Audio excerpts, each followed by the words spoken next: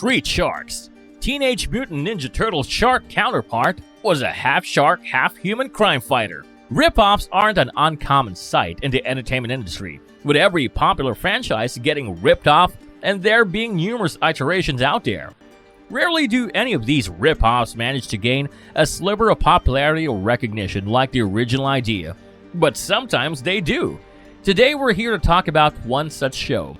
Teenage Mutant Ninja Turtles was part of literally every 90s kid's childhood and has been extremely popular for years. So it's not surprising to see series that were clear rip-offs of TMNT like Biker Mice from Mars or Battletoads. Street Sharks also took its inspiration from TMNT, right down to a crime-fighting group of street-smart guys, but it was so much more than a TMNT imitation.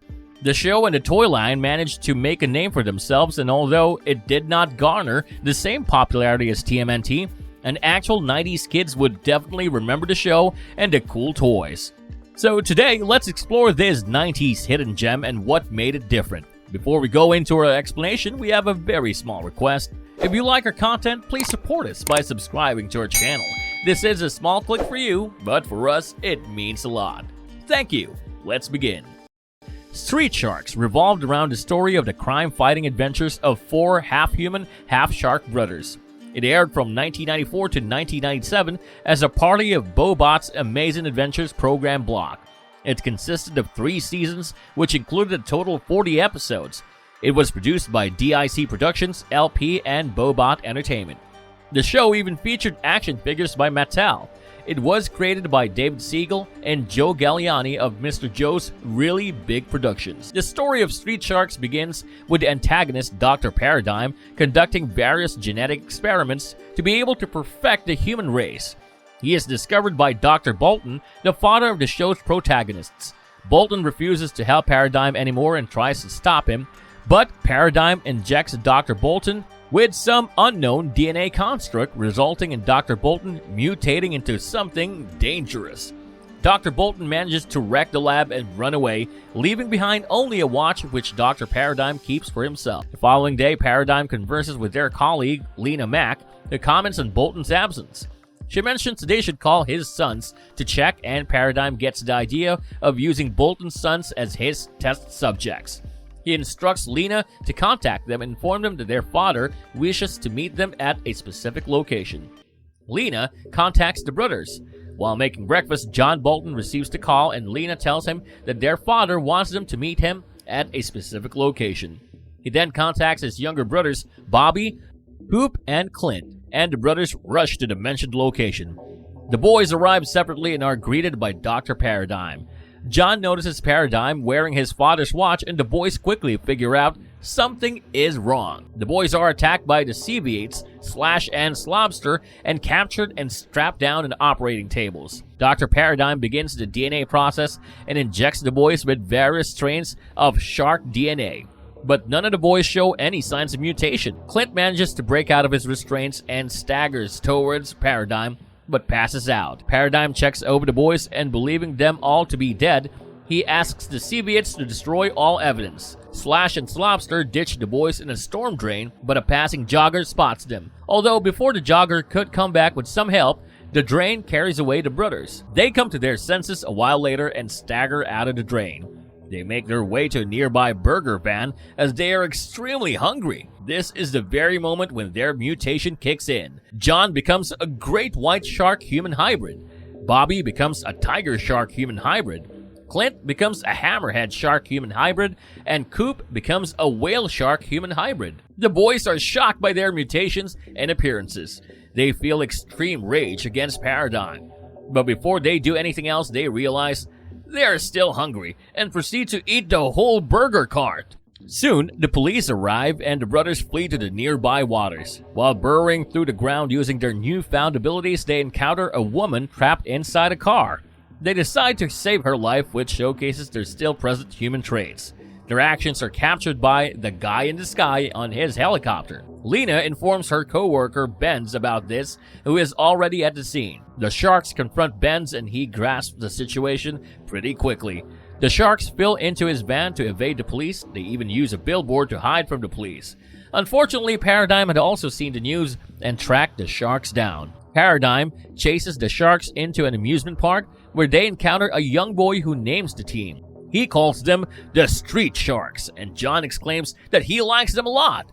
The sharks then battle Slash and Slobster, who bury the sharks underground. They manage to break free easily because of their enhanced strength and abilities. Paradigm tries to trick them, but the sharks attack him and gain victory.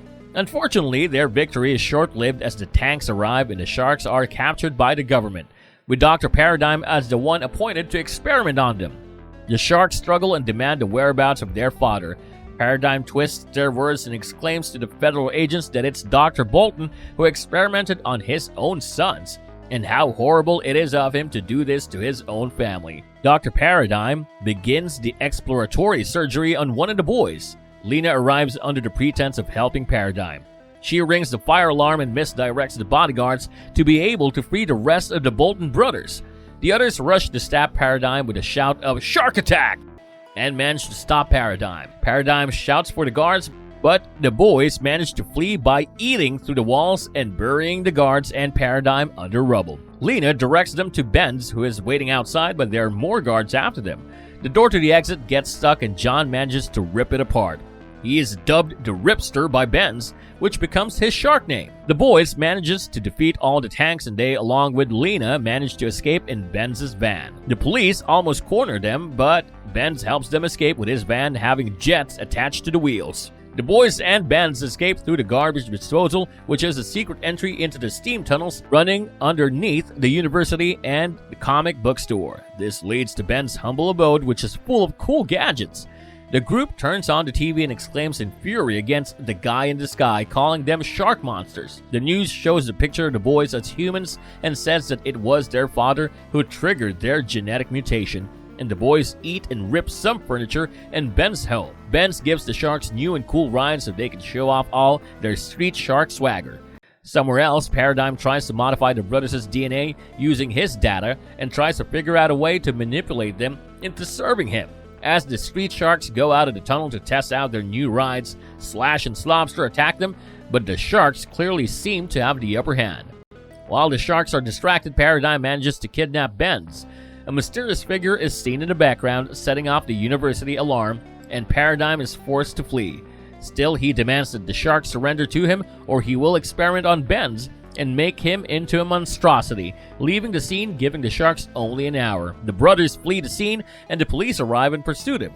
Even bounty hunters are after the sharks, some even managing to bury the sharks in the rubble. But the boys use their new abilities to escape and defeat the bounty hunters. They see a train approaching the broken bridge, and they are under and manage to save the train and its passengers. They make their way to the plant that Dr. Paradigm had asked them to come to.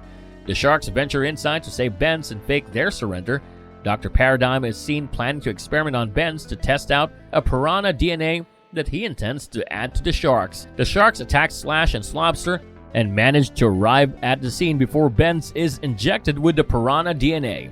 In the ensuing chaos, Dr. Paradigm is the one who gets injected by the piranha DNA and mutates into a piranha-human hybrid, with Coop naming him Dr. Piranoid. Piranoid attacks the sharks and Ben's with lasers. The sharks manage to run into another room that turns out to be a collider, and Piranoid plans to burst them into chromosomes and to make them his minions by getting them rid of any human emotions. The sharks try to escape by eating through the collider's walls, but it's no use.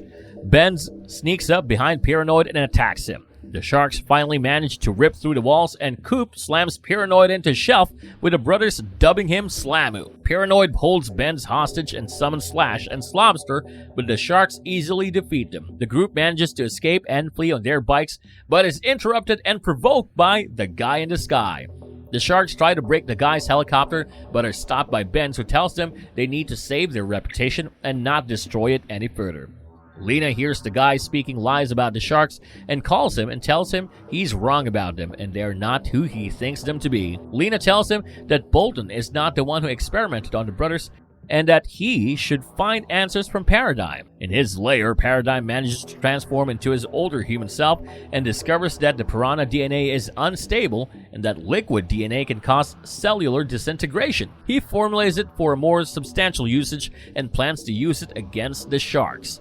Paradigm holds a press conference and tells everyone that the brothers are in denial and that it indeed is their father who experimented on them, with Dr. Paradigm having no involvement. He paints the sharks in a bad light, declaring to the public that they are extremely dangerous. Just then, the group sees a piece of news that there has been a bank robbery and the street sharks are responsible for it. It turns out it's actually Slash and Slobster imitating to be the sharks and smearing their name. Simultaneously, other attacks are staged across the city, with the sharks being framed for all of them. The sharks follow the news and travel to the plant again and pursue Slash and Slobster, who bury them in the rubble.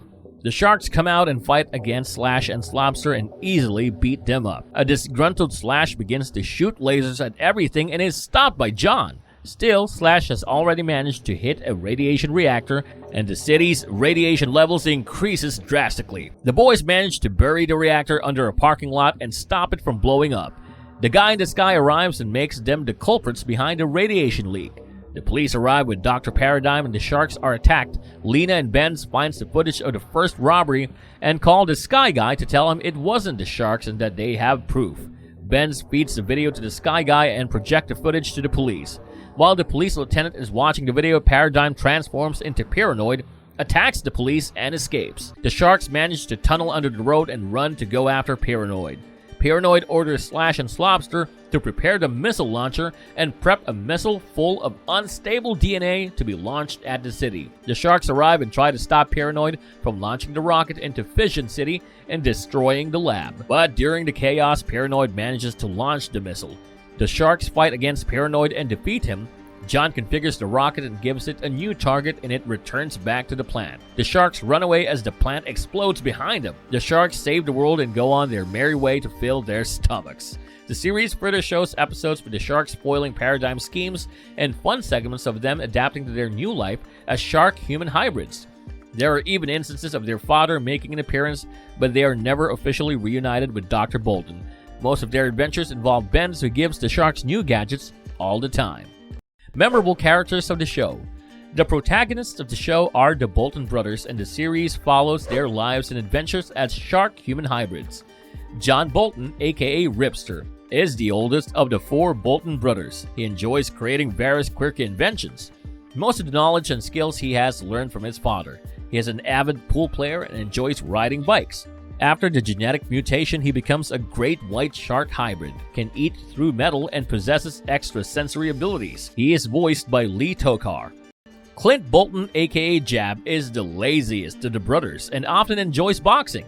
He is talented in mechanics. He was transformed into a hammerhead shark hybrid and uses his head as a ram during combat. He is voiced by Matt Hill. Bobby Bolton, aka Streaks, is one of the level-headed members of the Sharks. He claims himself to be a ladies' man and brags quite some. He is often shown wearing rollerblades and enjoys snowboarding.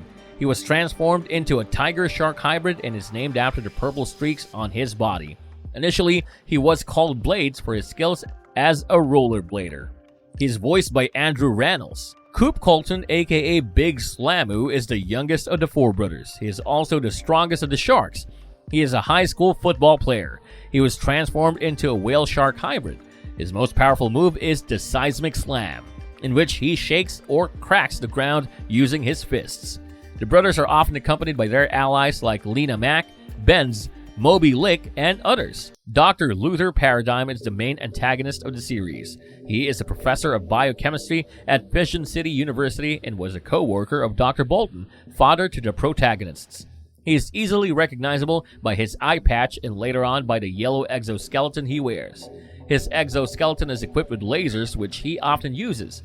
He is injected with piranha DNA, which transforms him into a piranha hybrid, earning him the name Dr. Paranoid. He often transforms into Dr. Paranoid when he feels extreme emotions like anger. In episodes featuring the Dino Vengers, Dr. Paradigm injects himself with iguana DNA, as if being a piranha hybrid wasn't weird enough, which was given to him by the Raptors gang instead of the Velociraptor DNA. and he was dubbed to be Dr. Iguanazoid. He often helps the raptors in their plans, hoping he might actually receive the actual Velociraptor DNA someday. Marvelous verdict. JAWSOME content even as a TMNT ripoff. Street Sharks was fantastic. What kid wouldn't want to watch a show about fierce sharks fighting criminals? It was simplified for youngsters rather than adults. The animated TV show Street Sharks was one of the several animal-themed superhero TV shows to air during the 1990s, most likely to capitalize on the craze for such properties created by the massively successful Teenage Mutant Ninja Turtles. Street Sharks, like many other comparable shows, was co-created by Ron Askin and Phil Harnage to capitalize on an already existing toy line by Mattel. The animation is relatively simple and straightforward, with no underlying themes other than the four heroes' brotherhood. As a 9 or 10-year-old, it's easy to become lost in a show that offers nothing more than good times and JAWSOME one-liners. Street Sharks attempts to replicate the formula of anamorphic criminal fighters, but this time with sharks with kick-ass street tough attitudes. They combat evil characters, especially the wicked Dr. Piranoid, a half-man piranha villain. They drive and fly fancy vehicles, and they sell excellent products. There is no overall plot. New sharks and adversaries are introduced during the series, but nothing really matters, and the stories are pretty predictable for this type of show. The characters all appear to voluntarily accept that they will be grotesque, strong half-sharks for the rest of their life, but the only thing they care about is defeating evil guys. Now that's okay, that's all they were genuinely required for. It was not culturally noteworthy at the time, but for youngsters who like sharks and reptiles, this was noteworthy at the time. But for youngsters who like sharks and reptiles, this was arguably one of the best shows. This show is arguably one of the better inspired versions of TMNT. In what universe would crime-fighting sharks not be awesome? Many people might choose to overlook this show due to it being a ripoff, but the show delivers more than that. With fun characters and 4 shark hybrids yelling "Shark Attack" every few minutes, it's a fun watch that doesn't require many brain cells to understand the plot of the story, because it is essentially made for just plain enjoyment. Watching sharks fight bad guys and eat random things. While it might not be a splendid series, it does deserve some recognition for the stories and writing, and just for the plain enjoyment the series provides. If you liked our content, don't forget to leave a like and subscribe to us if you haven't already. Have a good one and be safe. Thanks everyone.